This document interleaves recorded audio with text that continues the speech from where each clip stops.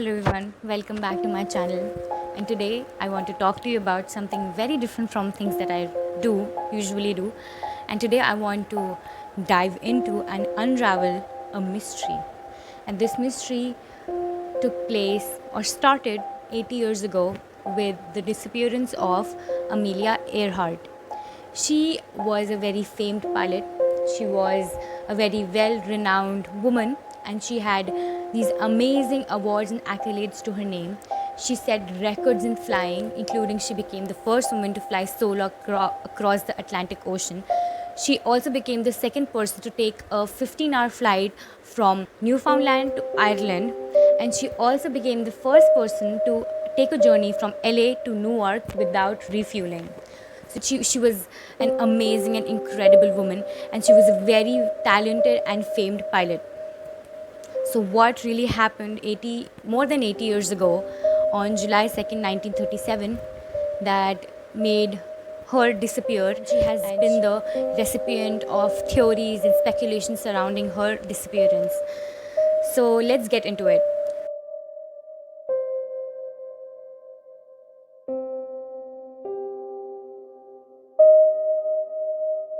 We've seen that she was a very talented pilot, and now she wanted to take the journey to circumnavigate across the equator. So it was also known as the world flight attempt. This would make her the first woman to travel across the globe. So she would start her journey from California, and then she then end it again in California. This journey would comprise of 29,000 miles, and it would take her over 40 days to complete this. So she was obviously very excited about this one, and she took with her Fred Noonan, who was her navigator. Fred Noonan and Amelia Earhart undertook this journey and started it from Oakland, California, on May 21st, 1937.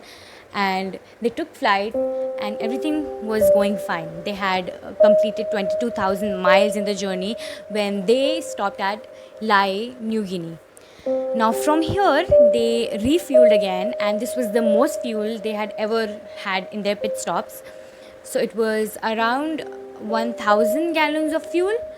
They were supposed to go from Lae, New Guinea to Howland Islands.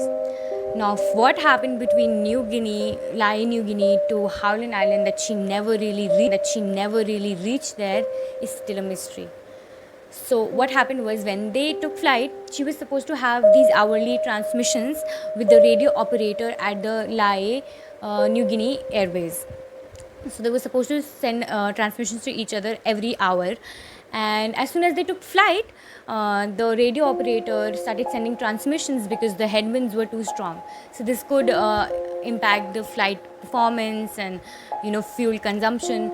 But he sent 3 transmissions, and none of which really reached Earhart. The reason for which is still not clear. So at 2:18 p.m. she starts sending transmissions. So then everyone was relieved, because she's a very talented pilot and she knows what to do, and she must have noticed the headwinds, and she must have taken all the proper measures that she has to take. So she sent a transmission and said she was at 7,000 feet. And soon after, she sends a transmission saying that she's at 10,000 feet. And this kind of a climb that she took, experts say that it's not very good for the fuel consumption. Like, it's very uneconomical for fuel, and it would have taken more fuel. So it's very unclear why she took this decision.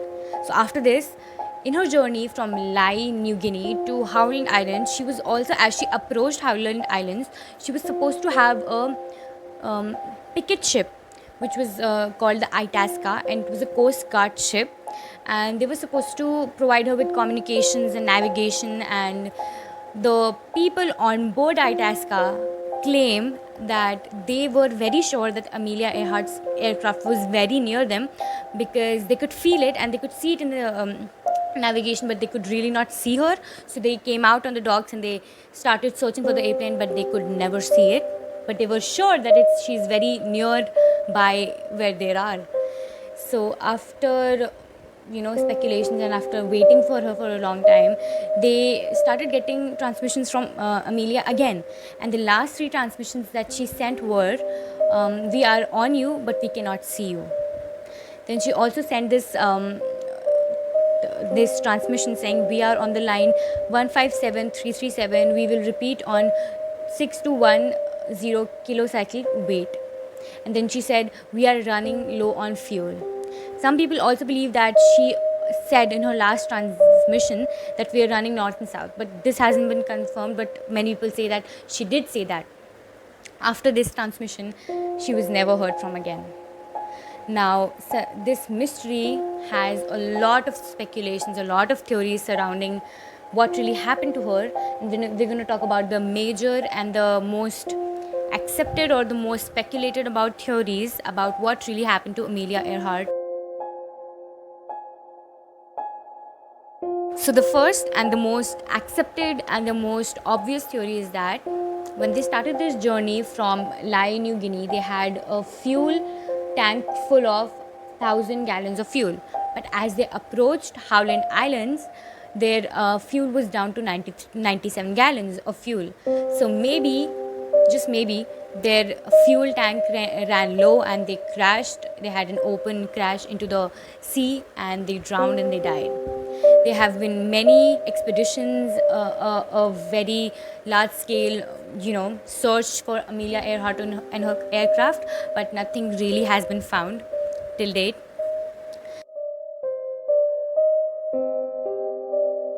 So the second theory is that they ended up on a different island. It was called Niku Maroro Island, and there have been 12 expeditions till now. And some people have also found bones of an European man who was 5'7" or 5'8" foot tall, but that does not meet either the description of Noonan or of Amelia Earhart. Although some people say that it might have belonged to Earhart after they evaluated and looked at the bones and the size of the bones, they say that it might have been Amelia Earhart's. They also found a shoe on the island. There was a lot of things that are found on the island, but it is not conclusive evidence of them being there. And third theory is that Amelia Earhart was actually a US spy.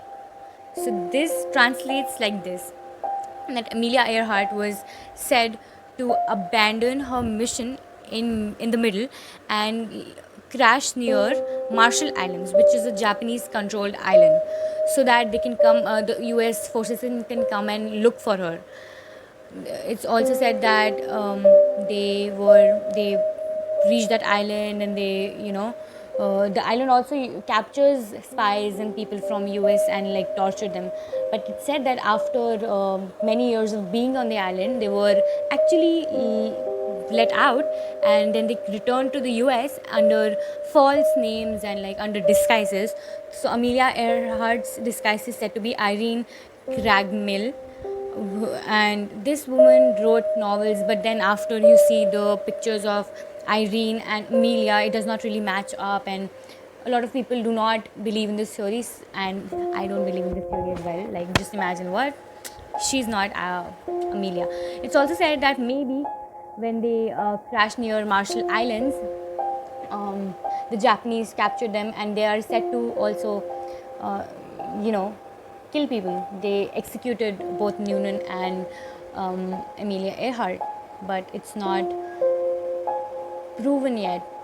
It might have happened, but even 80 years after this mystery, this disappearance happened, we are still not sure, and we can never be sure about what really happened to her, except that she was recently married and her husband must have gone through such trauma, and she was such a talented pilot, and the world lost a talented pilot, and she was so full of inspiration and ambition.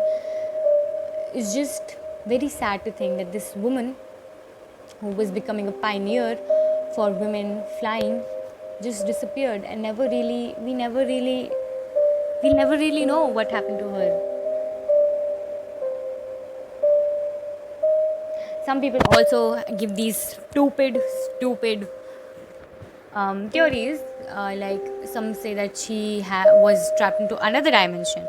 That explains why she took that climb from 7,000 feet to 10,000 feet, like, suddenly, because she saw something flying at her. Then she entered this other dimension. Now she's stuck there forever trying to fly or like land, and she can never get out of it, and she's on a loop, which I think is preposterous and it's stupid, and people should not say things like these. But obviously, if there's a mystery that hasn't been solved, and the obvious answers do not provide you with the meaning that you've been looking for, you look for meaning at other things which are supernatural and might not make that much sense. But I know one thing for sure is that everyone really first gets inspired by how incredible this woman was, and then they are